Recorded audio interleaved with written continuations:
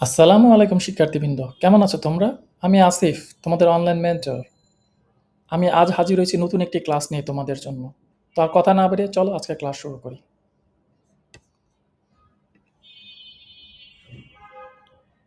আমি আমার লেকচার শিটে চলে যাচ্ছি। পরিফেরা, পরিফেরাটা কি? পরিফেরারা থাকে কোথায়? স্বভাব এবং তার বাসস্থানটা আমরা একটু জেনে নিই। পরিফেরাটা এসেছে পোরাস শব্দের অর্থ ছিদ্র ও ফেরে শব্দের অর্থ বহন করা। অর্থাৎ দুইটাই পরিফেরাটা এসেছে পোরাস এবং ফেরে, এই দুইটা শব্দের মাঝ থেকে এসেছে। এই শব্দ দুটি থেকেই পরিফেরা শব্দটি এসেছে। তাহলে কিন্তু একটা ইম্পর্টেন্ট কিন্তু এমসিকিউ হতে পারে যে পরিফেরা কোত্থেকে এসেছে? পোরাস এবং ফেরে এই দুইটা শব্দের থেকে এসেছে। পরিফেরা পর্বে প্রাণীরা সাধারণত স্পঞ্জ নামে পরিচিত, স্পঞ্জের মতো হয়ে থাকে। পৃথিবীর সর্বত্রই এদের পাওয়া যায়। এদের অধিকাংশ প্রজাতি সামুদ্রিক, অর্থাৎ সমুদ্রে এদের অবস্থান থাকে। তবে কিছু কিছু প্রাণী স্বাদু পানিতেও বাস করে। এরা সাধারণত দলবদ্ধ হয়ে বাস করে। তো এদের বৈশিষ্ট্যটা কি? সরলতম বহুকোষী প্রাণী। বহুকোষী হলেও এরা টিস্যু গঠন করে না। দেহ প্রাচীর অসংখ্য ছিদ্রযুক্ত। এই ছিদ্রপথে পানির সাথে অক্সিজেন ও খাদ্যবস্তু প্রবেশ করে। কোনো পৃথক সুগঠিত কলা, অঙ্গ, তন্ত্র থাকে না। তাহলে এটা হচ্ছে কি আমার পরিফেরার বৈশিষ্ট্য। উদাহরণ কি? স্পঞ্জিলা স্কাইফা, এটা হচ্ছে স্পঞ্জিলার বৈশিষ্ট্য। তার মানে কি বুঝলাম? এদের দেহ প্রাচীর অসংখ্য ছিদ্রযুক্ত এবং এই ছিদ্র দিয়েই অক্সিজেন এবং খাদ্যবস্তু প্রবেশ করে এবং সরলতম বহুকোষী প্রাণী কিন্তু।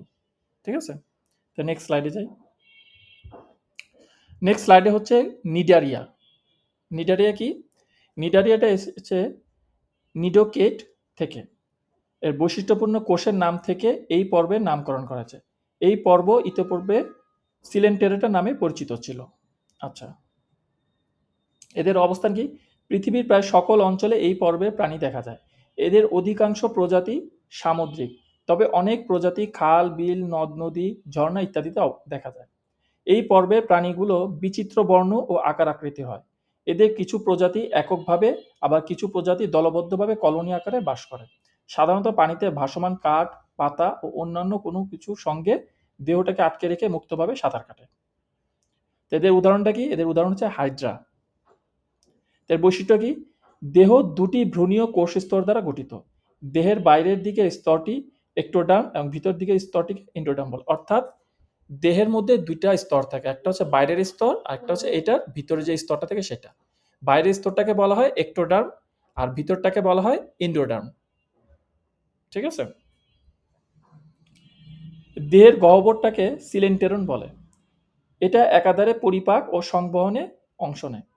একটোডার্মে নিডোসাইট নামক বিশেষ বৈশিষ্ট্যপূর্ণ কোষ থাকে। নিডোসাইট। এই কোষগুলো শিকার ধরা, আত্মরক্ষা, চলন ইত্যাদি কাজে অংশ নেয়। আচ্ছা, এরপরে পর্বটা হচ্ছে প্লাটিহেলমিনথেস। প্লাটিহেলমিনথেস কি কি? এটা হচ্ছে গা ফ্যাসিকোলা, টেনিয়া, এগুলি হচ্ছে প্লাটিহেলমিনথেসের এক্সাম্পল। আচ্ছা, প্লাটিহেলমিনথেস কোথা থেকে এসেছে? প্লাটি শব্দের অর্থ চ্যাপ্টা, হেলমিনথেস শব্দের অর্থ হচ্ছে কৃমি, অর্থাৎ চ্যাপ্টা কৃমি। ঠিক আছে? এই শব্দ দুটি থেকে প্লাটিহেলমিনথেস শব্দটির সৃষ্টি হয়েছে। এই পর্বে প্রাণীর জীবনযাত্রা বেশ বৈচিত্র্যময়। এই পর্বে বহু প্রজাতি বহিঃপরজীবী, অন্তঃপরজীবী হিসাবে অন্য জীবদের বাইরে বা ভিতরে বসবাস করে। অর্থাৎ এরা পরজীবী হিসাবে বসবাস করে। সেটা বাইরে হতে পারে অথবা দেহের ভিতরেও হতে পারে। তবে কিছু কিছু পরজীবী মুক্তজীবী হিসাবে স্বাদু পানিতে, আবার কিছু কিছু প্রজাতি লবণাক্ত পানিতে বাস করে। এর পর্বের কোনো প্রাণী ভেজা স্যাঁতসেঁতে মাটিতে বসবাস করে। যকৃৎ, কৃমি, ফিতাকৃমি এই পর্বের অন্তর্গত। তাহলে কি হলো এই বৈশিষ্ট্য কি? দেহ চ্যাপ্টা, উভলিঙ্গ, বহিঃপরজীবী বা অন্তঃপরজীবী, দেহে পুরু কিউটিকল দ্বারা আবৃত, দেহে চোষক বা আংটা থাকে, দেহে শিখা অঙ্গ নামে বিশেষ অঙ্গ থাকে, এগুলো রেচন অঙ্গ হিসাবে কাজ করে। পৌষ্টিকতন্ত্র সম্পূর্ণ, অসম্পূর্ণ, অনুপস্থিত, অর্থাৎ এদের পৌষ্টিকতন্ত্র থাকে না। এটা কিন্তু খুবই একটা ইম্পর্টেন্ট টপিকস যে প্লাটিহেলমিনথেসের পৌষ্টিকতন্ত্র সম্পূর্ণ অনুপস্থিত। এরপরে হচ্ছে নেমাটোডা। অনেকে একে নেমাথেলমিনথেসও বলে তাকে। আচ্ছা, নেমা শব্দের অর্থ কি? সুতা। এই শব্দটি থেকে এই পর্বের নামকরণ করা হয়েছে। এই পর্বের অনেক প্রাণী অন্তঃপরজীবী হিসাবে প্রাণীর অন্ত্র ও রক্তে বসবাস করে। এইসব পরজীবী বিভিন্ন প্রাণী ও মানবদেহে বাস করে নানা রকম ক্ষতি সাধন করে। তবে অনেক প্রাণী মুক্তজীবী যারা পানি ও মাটিতে বাস করে। গোলকৃমি, ফাইলেরিয়া কৃমি, চোখের কৃমি পর্বে অন্তর্গত। এদের কি দেহ নলাকার ও পুরু ত্বক দ্বারা আবৃত। পৌষ্টিকনালী সম্পূর্ণ। এর আগেরটাতে কি ছিল? পৌষ্টিকনালী অনুপস্থিত ছিল। এদের হচ্ছে পৌষ্টিকনালী সম্পূর্ণ, অর্থাৎ ধীরে ধীরে কিন্তু আমার যে ইমপ্রুভ যেটাকে বলে, হ্যাঁ, শ্রেণী জগতের প্রাণী জগতে যে ইমপ্রুভমেন্টটা আসছে, অর্থাৎ এর আগের পর্বে ছিল আমার পৌষ্টিকতন্ত্র ছিল না, বাট এই নেমাটোডা থেকে কিন্তু আবার পৌষ্টিকতন্ত্র সম্পূর্ণ হচ্ছে আস্তে আস্তে। এবং মুখ ও পায়ু ছিদ্র উপস্থিত। শ্বসনতন্ত্র ও সংবহনতন্ত্র অনুপস্থিত।